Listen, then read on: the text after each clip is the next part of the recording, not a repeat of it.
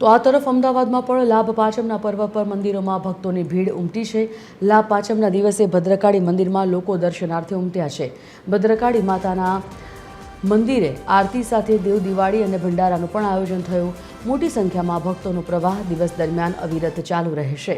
ભદ્રકાળી માતા મનની ભક્તની મનોકામના પૂર્ણ કરતા હોવાની પણ માન્યતા છે।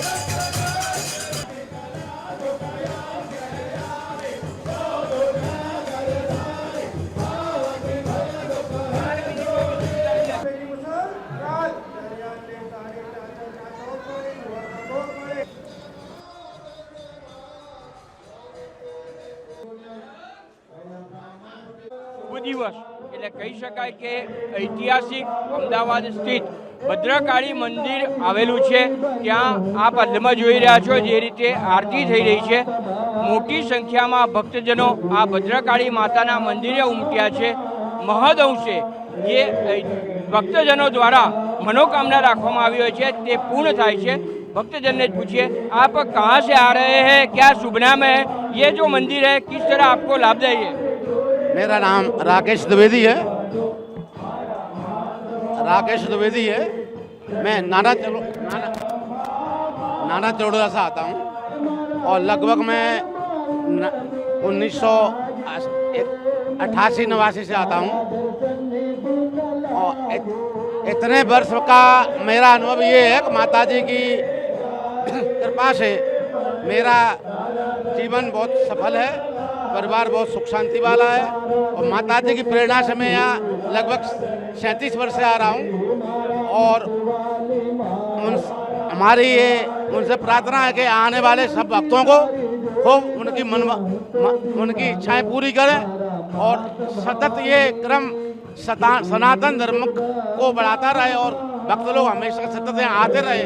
माता सबकी मनोकामना पूर्ण करे तेवी पण भक्तजनो जे रीते आशा राखी रह्या छे। महिला भक्तजनो पण उपस्थित छे। खास करीने आ भद्रकाળી माताना दर्शने आव्या छो, शुं आपने फायदो थाय छे? यहाँ आने के बाद मन में जो शांति मिलती है ना, सारी टेंशन, सारी जितना भी दुख होता है, स्ट्रेस होता है, वो सब चला जाता है। आने के बाद इतना मतलब फ्री फील होता है, इतना रिलैक्स फील होता है, ऐसा लगता है बस यहीं बैठे रहो। જે રીતે મનોકામના પૂર્ણ થાય છે। બીજા ભક્તજનો પણ આપણી સાથે ઉપસ્થિત છે। ભદ્રકાળીના મંદિરે તમે દર્શન કરવા કેટલા વર્ષથી આવો છો, તેનાથી તમને શું ફાયદો થાય? મારે ખાસા વર્ષથી અહીંયા દર્શન કરવા આવું છું। માતાજી મારી શ્રદ્ધા પૂરી કરે છે, મારી ભૂલચૂકો હોય એ મને કરે છે। જય ભદ્રકાળીમાં સર્વનું સારું કરજો। આજે લાભ પાંચમ શુભ પર્વ છે। લાભ પાંચમના દિવસે આજે દર્શન કરવા આપ આવ્યા છો, શું ફલશ્રુતિ મળે છે?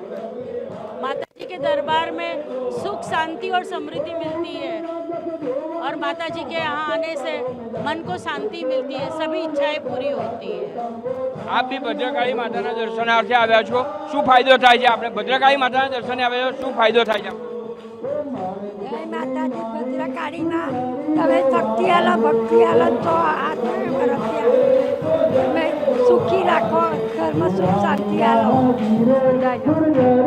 સૌથી ખાસ કરીને આપણે જોયું કે જે રીતે રવિવાર તેમજ આજે લાભ પાંચમનો શુભ પર્વ એટલે કે ભંડારો પણ યોજવામાં આવે છે।